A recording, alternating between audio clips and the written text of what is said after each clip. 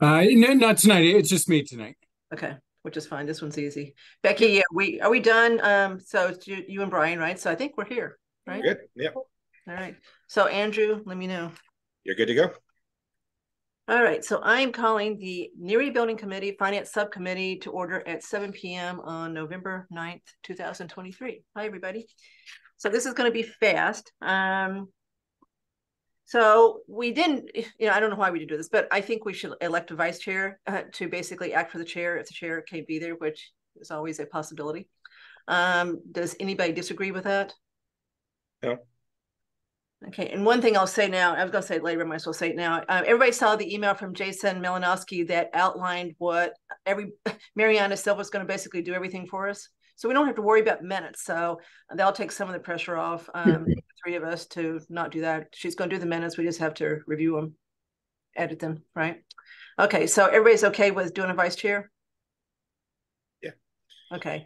Anybody volunteer? I mean, I don't mind doing it since it's, pretty used to hosting meetings, but I don't imagine I'll ever need to do it. I'm not used to hosting meetings, so it's better that you don't trust me to push the wrong button. Andrew is very technologically savvy, so have great faith in him. Okay, so I nominate Andrew Pfaff to be vice chair of the Finance Subcommittee. Second. All right. Roll call vote. Andrew? Aye. Mark? Aye. And Cook is aye. So 3-0. So congratulations, Andrew. Another roll. Okay. Okay, now let's approve the minutes from the last meeting. And Andrew, what a great job you did on these minutes. No joke, seriously. Mark, any comments on the draft minutes that Andrew did for 10/23? Nope, I'm all good. Okay. The only thing I would add, Andrew, maybe is that Jim and Jessica were there too. I mean, I don't usually put attendees. Okay. Sometimes we do, sometimes we don't. All right, so that's fine. I'm not gonna go to the mat on that one. So, okay. So, Andrew, I assume you're happy with your minutes. All right. Yep. Okay, Move so I make a motion. Excuse me, Mark. Move to approve. Okay, second. Roll call vote. Andrew. Aye. Mark. Aye. Cook is aye. So 3-0 to approve the minutes from October 23rd. Number next is just to review the process that's outlining the minutes that we agreed upon to review invoices and change orders. And I only put that on there because of Jason's email, because that kind of changed it a little bit as far as who's going to do what. So I just want to make sure everybody saw that email and understands that Mariana Silva is going to do a whole lot of the admin work for us in this committee, as she is with the other two subcommittees. I mean, how can you not like, right? Oh, do minutes, please. So everybody's okay with the process Jason outlined and kind of gets it. So she's going to do pretty much everything. Okay. Yeah, with that. All right, and we just agree. So we're going to approve the invoices in a second, and Becky is going to handle the actual processing of the invoices. Agreed? All right. Okay, so there's that one. So next is to do what we're really here to do, which is approve the 2 outstanding invoices that Skanska has rendered to date. So has everybody seen their contract? Does anybody need their contract? I've got it. If anybody wants to see it.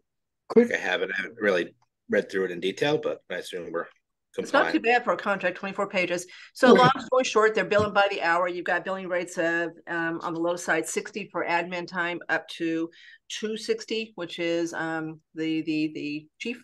The invoices we got in front of us have 2 billing rates, 160 and 180.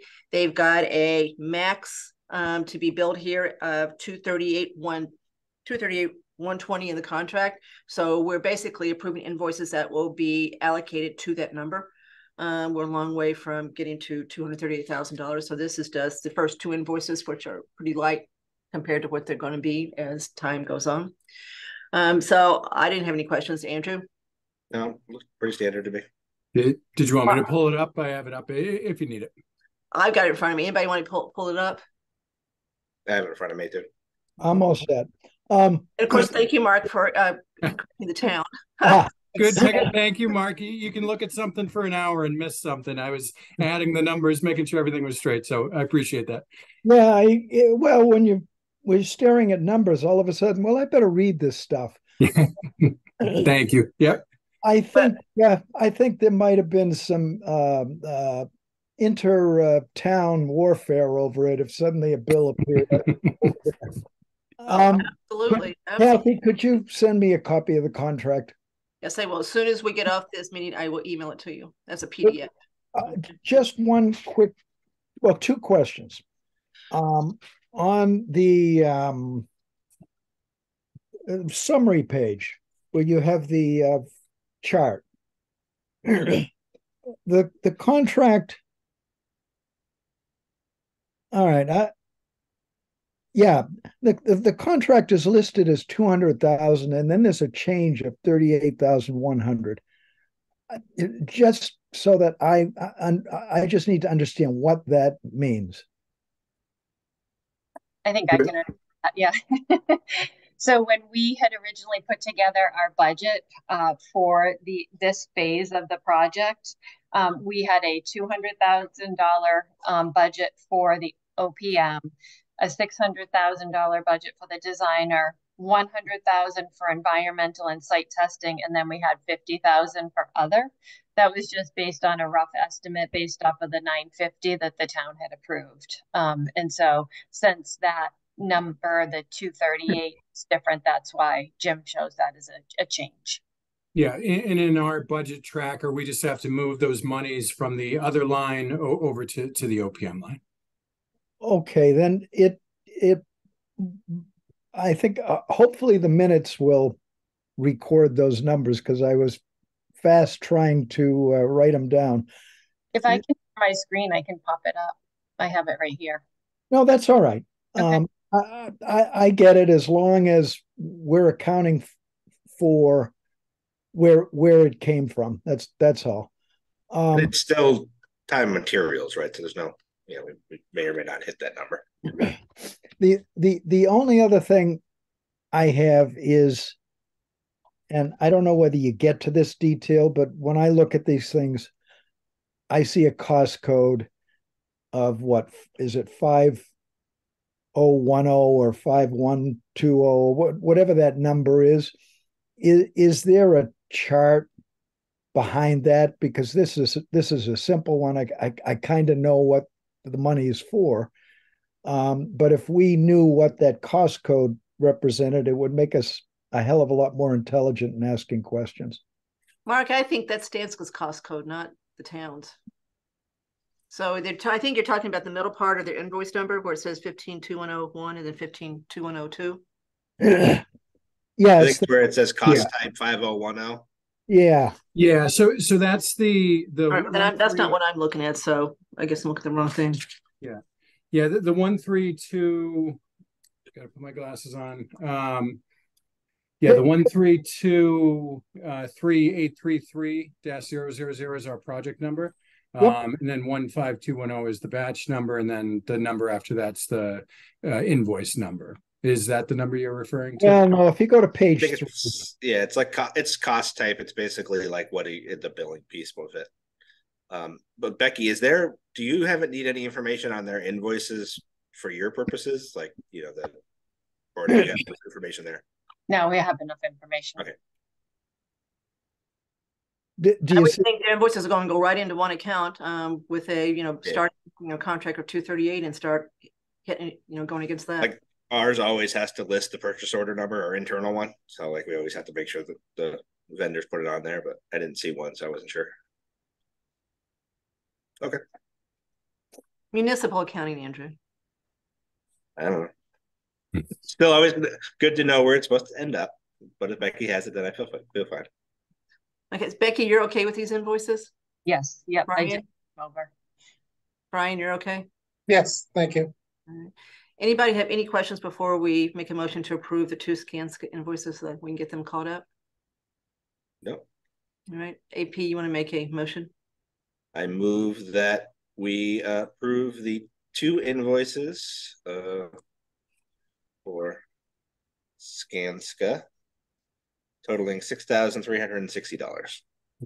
Second. All I'm going to do is amend the motion slightly to say invoices dated 10/7/23 and 11/7/23. Seconded. Roll call vote. Andrew? Aye. Mark? Aye. And Cook is aye. 3-0 to approve the first two Skanska invoices. All right, so we're off to the races. So 6,000 out of 238. Way to go. Okay, so Jim, you're okay with that?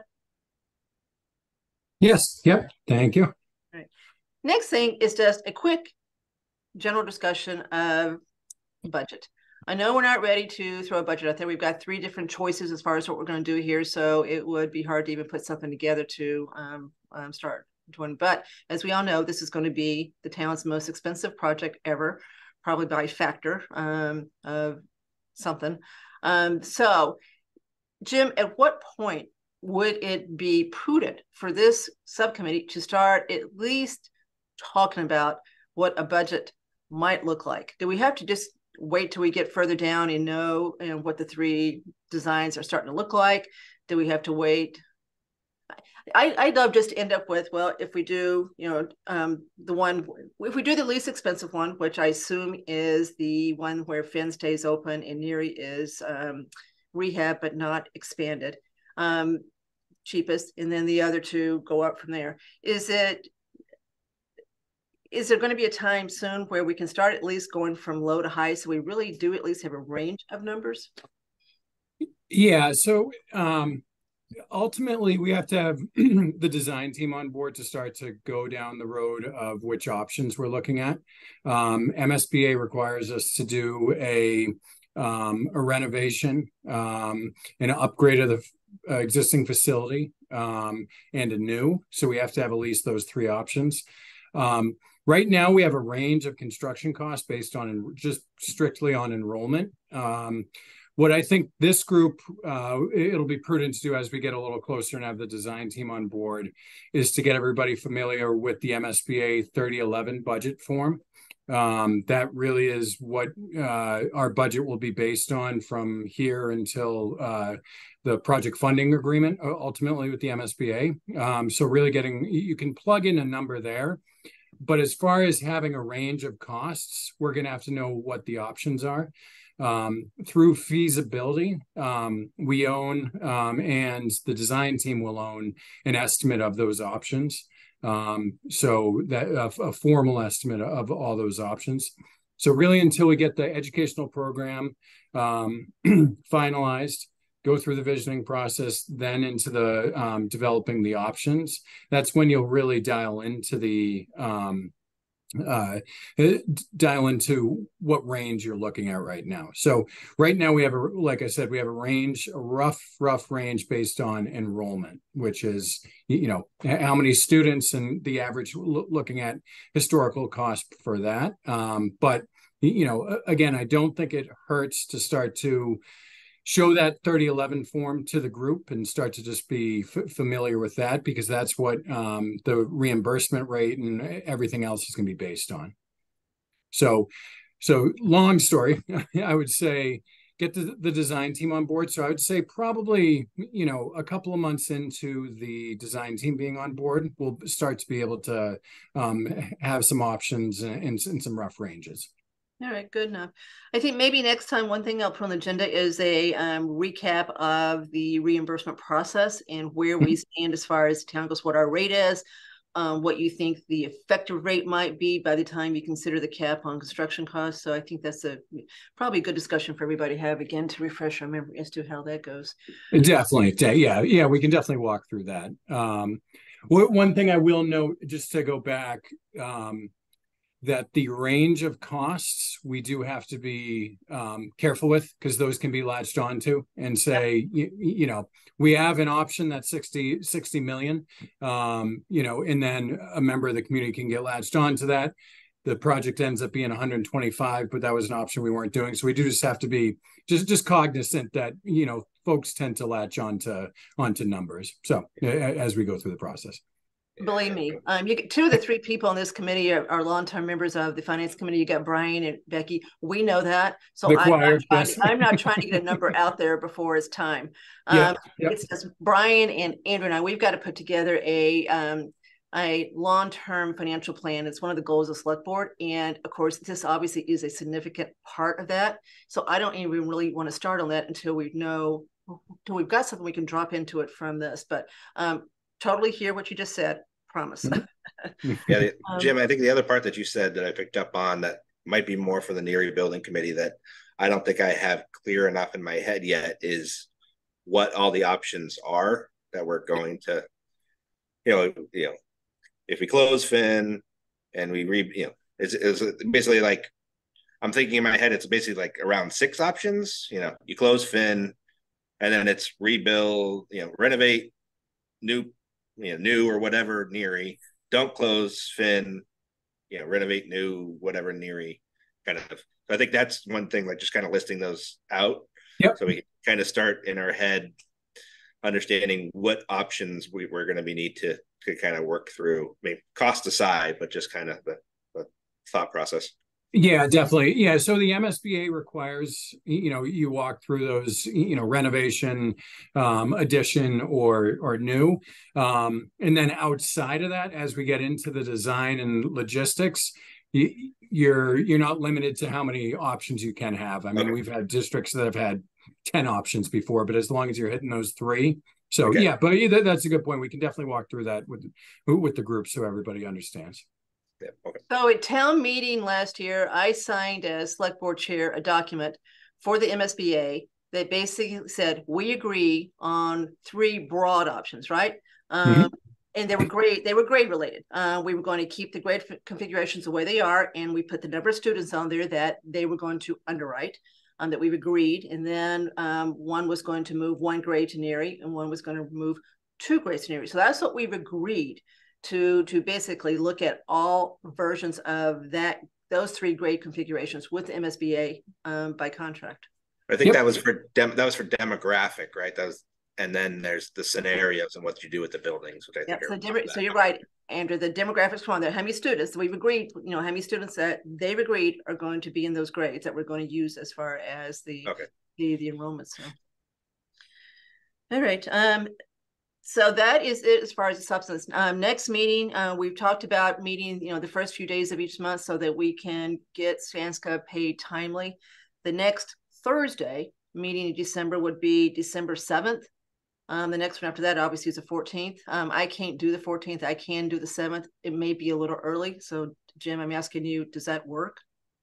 That should be okay. The only thing I might, as you've seen with the dates on our invoices, they do get issued that day. So I might just, like I did today, just, if folks are okay with it, issuing it the same day as the meeting, just the invoice package, if everybody's okay with that. We prefer not if you can, but that's okay. I mean, when they're this simple, it's okay. In that case, if you do it on the 7th, you don't have a choice, right?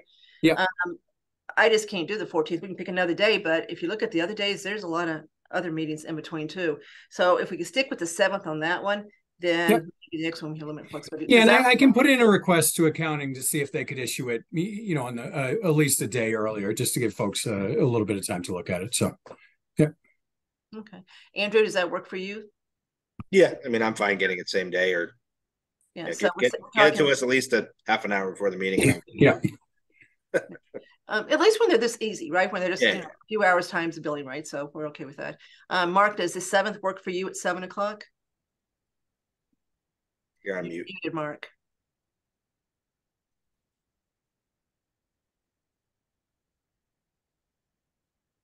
So you're still muted if you can hear me. Oh, good grief. There you go. There you are. Just get the bill to the school department first, so they can take a look at it, so we can see her smiling face say the bill looks pretty good when we see it. All right, but the 7th works for you, Mark, as far as meeting date? Yes, 7th is fine. All right, Becky, Brian? Yeah. Okay by me. Yeah. All right, so 12/7, 7 o'clock. Okay. Can we do 7:30 that night? I got a meeting 6 to 7, just in case it runs late. Is that okay with everybody? That actually works good for me because I think I have a 6:30 tentatively scheduled. So it's budget season. All right, so Mariana, 7:30, 12/7 is our next meeting. Okay, any public comment? I see one person in the audience. All right, no public comment. Motion to adjourn, Andrew? So moved. Second. Roll call vote. Andrew? Aye. Mark? Aye. Sorry, 3-0. Thanks, everybody. Thank you. 20-minute meeting, not bad. Good night, everybody. Thank you. Thank you. Good night. Bye-bye.